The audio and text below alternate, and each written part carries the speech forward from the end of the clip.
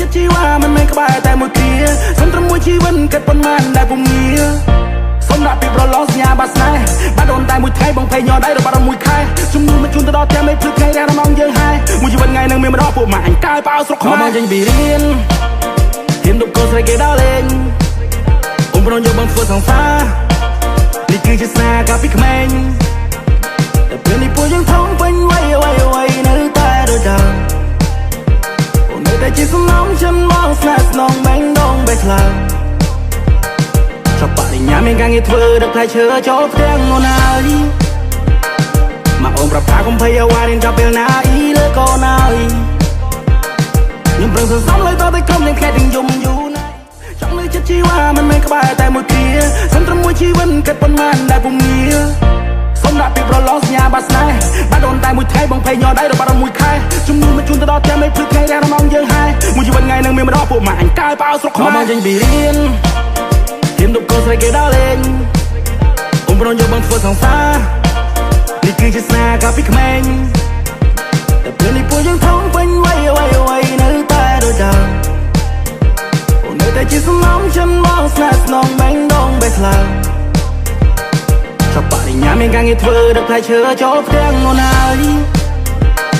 មកអូនប្រាប់ថាកុំភ័យអ្វីរៀនចាប់ពេលណាអ៊ីលើកូនហើយខ្ញុំប្រឹងសន្សំលើតតែក្រុមនឹងខែទាំងយំយូរណាស់ចង់លើចិត្តជីវ៉ាមិនមែនក្បែរតែមួយគ្រាសុំត្រឹមមួយជីវិតគិតប៉ុន្មានដែលពុំងារ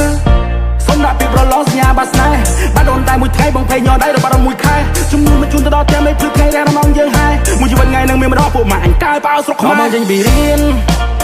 ហ៊ានដប់កូនស្រីគេដល់លេងអូនប្រងយកបងធ្វើសង្សារនេះគឺជាស្នេហ៍កាលពីក្មេងតែពេលនេះពួកយើងធំពេញវ័យនៅតែដូចដើម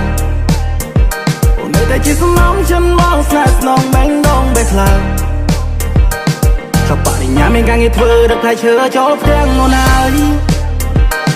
មកអូនប្រាប់ថាកុំភ័យអ្វីរៀនចាប់ពេលណាអ៊ីលើកូនហើយខ្ញុំប្រឹងសន្សំលើតតែក្រុមនឹងខែទាំងយំយូរណាស់ចង់លើចិត្តជីវ៉ាមិនមែនក្បែរតែមួយគ្រាសុំត្រឹមមួយជីវិតគិតប៉ុន្មានដែលពុំងារសុំដាក់ពីប្រឡងសញ្ញាបាត់ស្នេហ៍បាត់អូនតែមួយថ្ងៃបងភ័យញ័រដៃរបស់មួយខែជំនួសមកជូនទៅដល់តែមិនភ្លឺថ្ងៃរះរំងយើងហើយមួយជីវិតថ្ងៃនឹងមានម្ដងពួកម៉ាក់អញកាយប៉ៅស្រុកខ្មែរមកចេញពីរៀនហ៊ានដប់កូនស្រីគេដល់លេងអូនប្រងយកបងធ្វើសង្សារនេះគឺជាស្នេហ៍កាលពីក្មេងតែពេលនេះពួកយើងធំពេញវ័យនៅតែដូចដើមអូននៅតែជាសំណងฉันមកស្នេហ៍ស្នងបែងដងបែកខ្លាំងចាប់បរិញ្ញាមានការងារធ្វើដឹកផ្លែឈើចូលផ្ទាំងអូនហើយមកអូនប្រាប់ថាកុំភ័យអ្វីរៀនចាប់ពេលណាអ៊ីលើកូនហើយខ្ញុំប្រឹងសន្សំលើតតែក្រុមនឹងខែទាំងយំ